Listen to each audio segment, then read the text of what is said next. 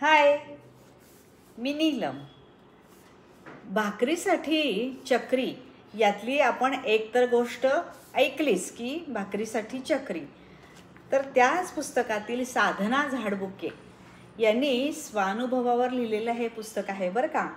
आणि त्याच्यातल्या गोष्टी ऐकल्यानंतर खरंच असं काही असू शकतं का जगामध्ये. त्याच्यामध्ये त्या सर्वांसाठी ह्या साधनाताईंनी जे जे काही कार्य केलेलं आहे त्याला खरंच सॅल्यूट आहे. तर ह्या कोल्हापूरमधल्या त्यांच्या या आणखी एका गोष्टीबद्दल आपण आज ऐकूया. बारबाला. मुंबईच्या शिवाजी टर्मिनलवर गीता अचानक दिसली. गीताला मी ओळखले ते तिच्या आवाजावरून. सुरात बोलल्यासारखा गोड आवाज, बोलताना मान तिरकी करण्याची तिची ती लढीवाळ पद्धत. मी तिकीट काढण्यासाठी म्हणून रांगेत उभे होते. गीता एका अंगळवाण्यात दिसणाऱ्या पुरुषाबरोबर मोडक्या तोडक्या हिंदीत नाजूक आवाजात बोलत होती. किती बदल झाला होता तिच्यात.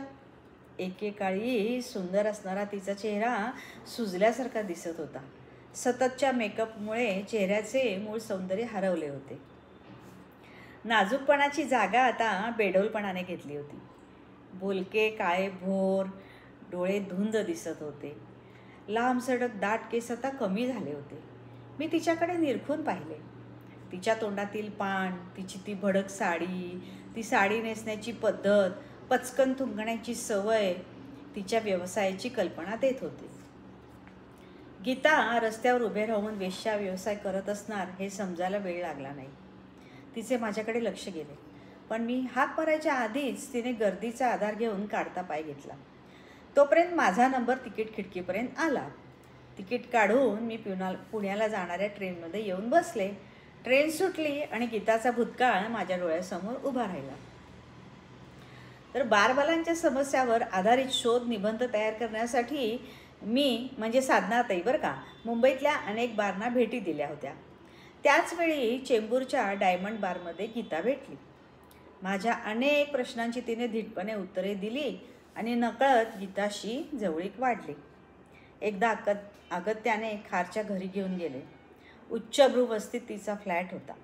उंची कोच, सुबक पद्धतीनं सजवलेला बाहेरचा हॉल आणि एकंदरीत फ्लॅटची रचना गीताची आर्थिक सुबत्ता दर्शवित होती. पण बाल्कनीच्या शेजारी टांगलेल्या पिंजऱ्यात केविलवाण्या नजरेने पाहणारा पोपट उगाचच अस्वस्थ करीत होता. गीता मूळची साताऱ्याची, ग्रॅज्युएट, सुशिक्षित तरुणी.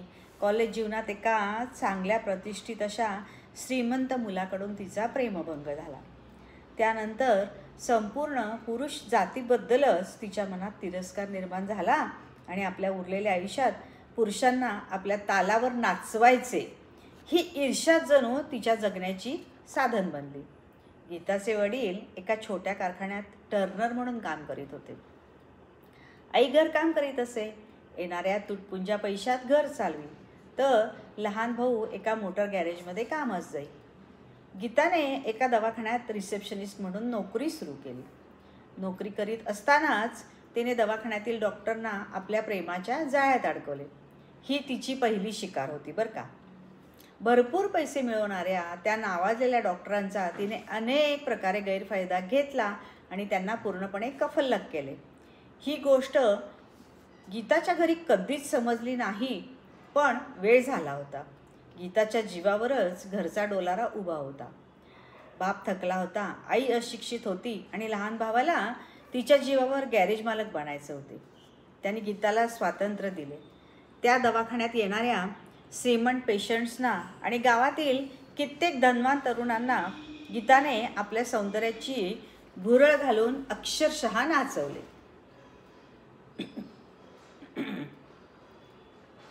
तिचे हे बेधुंद जगणे चालू असताना गावातील हॉटेल मालक शेट्टीने तिच्याशी जवळीक साधली. गीताने त्याला सुद्धा नाचवायला सुरू केले. पण शेट्टी 12 गावचे पाणी प्याला होता. त्याने वरवरचे प्रेमाचे नाटक केले आणि एक दिवस गीताला घेऊन मुंबई गाठली. तिथे त्याने त्याच्या भाऊबंधांनी आणि मित्रांनी तिचा मनसोक्त उपभोग घेतला आणि तिच्या लक्षात आले, आपणच शिकारीसाठी पसरवलेल्या जाळ्यात आपण अडकलोय. पण आता इलाज नव्हता.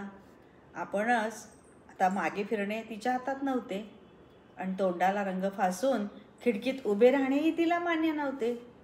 तिने बारचा रस्ता धरला. हा रस्तासुद्धा तिला निर्लज्जपणे शेट्टीनेच दाखवला. त्याने तिला आपल्या बारमध्ये आणून सोडले. तिथल्या मुलींशी ओळख करून दिली. तिथे तिला ललिता भेटली. ललिताने तिला आपल्या घरी नेले. घराच्या मालकिनीने तिला पेईंग गेस्ट म्हणून ठेवून घेण्याचे मान्य केले. तिथे आणखी 8-10 मुली होत्या. रात्री त्या सर्वजणी वेगवेगळ्या बारमध्ये काम करीत. पहाटे कधीतरी परत येत. दुपारपर्यंत झोप काढून दिवे लागण्याच्या वेळी आपापल्या झगमगाटी दुनियेत पुन्हा जात. त्या सर्वजणी अशाच परिस्थितीच्या गुलाम होत्या. स्वतःच्या अथवा दुसऱ्याच्या चुकीमुळे या मंद प्रकाशात येऊन स्वतःभोवती रिंगण धरीत होत्या. आशा, उषा, रत्ना, गायत्री, रूपा यांनी तिला नाचाचे जुजबी शिक्षण दिले. गिराईकाशी जवळीक करता करता लांब राहण्याचे कसब शिकवले आणि बघता बघता गीता त्यांच्यातील एक होऊन गेली. सुरुवातीला ती फक्त वेटरचे काम करीत असे.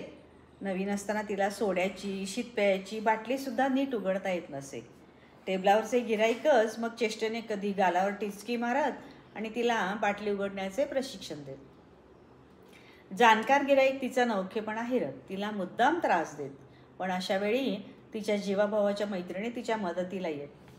बारमधील नवखेपणा संपून गेला आणि ती सावरली. तिने शेट्टीकडे डान्सरचे काम मागितले. शेट्टीने सुरुवातीला आडेवेडे घेतले आणि मग तिचे प्रात्यक्षिक घेण्याचे मान्य केले. डान्सर म्हणून काम करणे ही तिच्या आयुष्यातील बढतीच होती. प्रात्यक्षिकाच्या दिवशी गायत्रीने आपला उत्तम ड्रेस तिला दिला. फ्लॅटच्या मालकिनीने दुपारी तिच्यावरून मीठ मिरच्या ओवाळून टाकल्या. संध्याकाळी ती आपल्या मैत्रिणीबरोबर बारमध्ये आली. शेट्टीने नेहमीप्रमाणे स्वतः पूजेची तयारी केली. चांदीच्या भांड्यातील पाण्याने बारची पायरी धुतली. दारावर झेंडूंच्या फुलांची माळ बांधली. सर्व बारभर धूप पसरवला आणि मध्यभागी असणाऱ्या नृत्यमंचाची पूजा प्रथेप्रमाणे नवीन नर्तकीच्या हस्ते करण्यासाठी त्याने गीताला बोलावून नारळ दिला. नारळ फोडून तिने आपल्या आयुष्यासारखी नारळाची बकलं 2 बाजूला ठेवली. मंचाला नमस्कार करून आपल्या मैत्रिणीला गाण्याची कॅसेट लावण्यासाठी खुणावले. शेट्टीने कॅसेट हातात घेऊन उगीचच काउंटरवर 2 वेळा आपटले. लाईट बंद केले.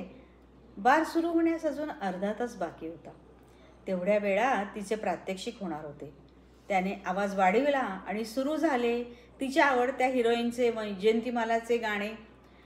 होठ पे ऐसी बात मैं दबा के चली आई. ती समरसून नाचत होती. संपूर्ण बारमधील कर्मचारी वर्ग तिचे ते नाचणे भान हरपून बघत होता. बार मालकही शेट्टीही आश्चर्यचकित झाला. गाणं संपलं आणि उपस्थित कर्मचारी वर्गाने टाळ्यांचा कडकडाट केला. असाच टाळ्यांचा कडकडाट कॉलेजच्या स्नेहसंमेलनात तिच्या नृत्याच्या वेळी. पण त्या टाळ्या आणि ह्या टाळ्या ह्या जमीन अस्मानाचा फरक होता. शेट्टीने तिच्यावरून 500ची नोट ओवाळून टाकली आणि तिच्या पाठीवर कौतुकाने शाबासकी दिली. प्रत्येक नृत्यांगनेसाठी बारमध्ये असणाऱ्या लॉकरपैकी एका लॉकरची चावी तिला दिली. आता नृत्यांगना म्हणून तिला अधिकृत मान्यता मिळाली होती. आपल्या रूपाच्या आणि नृत्याच्या जोरावर तिने बराच पैसा मिळवला. एका बांधकाम व्यावसायिकाला नादाला लावून खारसारख्या ठिकाणी स्वस्तात फ्लॅट पदरात पाडून घेतला. लहान भावाला साताऱ्यात मोटार गॅरेज काढून दिले. कामधंदा सोडून बसलेले वडील व्यसनाच्या आहारी जाऊन अंथरुणाला खिळले होते. आईने जगाचा निरोप घेतला होता. भावाला आता कष्ट न करता तिच्याकडून फुकट पैसा हवा होता. दुसऱ्यासाठी पैसा मिळवता मिळवता आता मात्र ती या जगातून बाहेर पडू इच्छित होती. नंतर गीता 4-5 महिन्यातून एकदा भेटे. प्रत्येक भेटीच्या वेळी तिची ढासळत जाणारी तब्येत आणि तिने व्यसनाचा आधार घेतलाय हे लक्षात येत होते. तिला 2-3 वेळा याबद्दल छेडले, पण तिची शून्यात गोठलेली नजर, तिचे हाताबाहेर गेलेले व्यसन दाखवून देई. इतर बालबालांप्रमाणे त्यांच्या उतरत्या काळात येणारी अवकळा आता गीताच्या जवळ सरकते हे पाहून मन कासावीस होईल. प्रेमभंगातून गीता सावरली असती तर पुरुषांना आपल्या तालावर नाचवण्याचे वेडे ध्येय तिने ठेवले नसते आणि आज पिंजऱ्यात ठेवलेल्या केविलवाण्या नजरेने बघणाऱ्या पोपटासारखी तिची अवस्था झाली नसती. दैनिक पुढारी बहार पोरवणीमध्ये सुद्धा दिनांक 1 फेब्रुवारी 2004 रोजी हा लेख किंवा ही गोष्ट आलेली होती.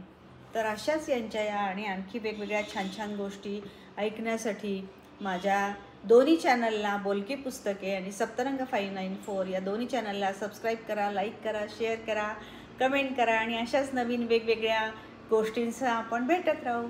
धन्यवाद. Bye bye.